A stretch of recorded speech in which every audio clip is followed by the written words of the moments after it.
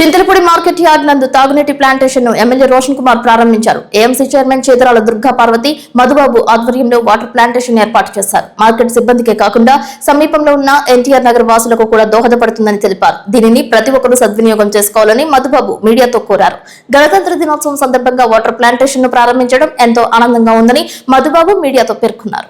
ముందుగా 77వ గణతంత్ర దినోత్సవ సందర్భంగా ప్రింట్ మీడియా మరియు ఎలక్ట్రానిక్ మీడియా అదేవిధంగా కూటమి నాయకులందరికీ చింతలపూడి పట్టణ ప్రజలందరూ కూడా గణతంత్ర దినోత్సవ శుభాకాంక్షలు.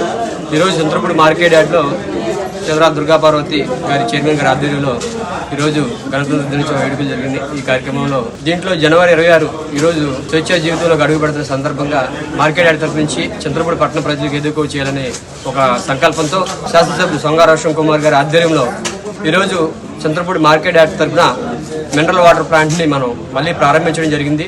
దీనివల్ల ఇక్కడ ఎవరైతే వర్తకులు ఉన్నారో వారికి, అదేవిధంగా మామిడికాయల సీజన్ వస్తుంది, దానికి సంబంధించినటువంటి ఇక్కడ పనిచేసేటువంటి కార్మికులకు కానీ, అదేవిధంగా రైతుల సోదరులకి, అదేవిధంగా ఇక్కడ ఎన్టీఆర్ కాలనీలో వాటర్కి సంబంధించి చాలామంది ప్రజలందరూ కూడా ఇబ్బంది పడుతున్నారు.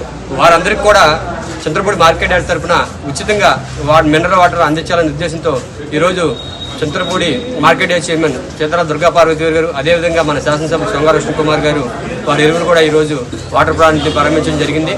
ఈరోజు ఇంత మంచి కార్యక్రమం చేయడానికి మాకు అవకాశం కల్పించినటువంటి నారా చంద్రబాబు నాయుడు గారు, అదేవిధంగా ఉప ముఖ్యమంత్రి వర్యులు కొనిదెల పవన్ కళ్యాణ్ గారు, నరేంద్ర మోడీ గారు, అదేవిధంగా మా ఎంపీ పుట్టా మహేష్ యాదవ్ గారు, మా ఇన్ఛార్జ్ మంత్రి వాళ్ళు నరేంద్ర మోడీ గారికి మేము కృతజ్ఞతలు తెలియజేస్తున్నాము.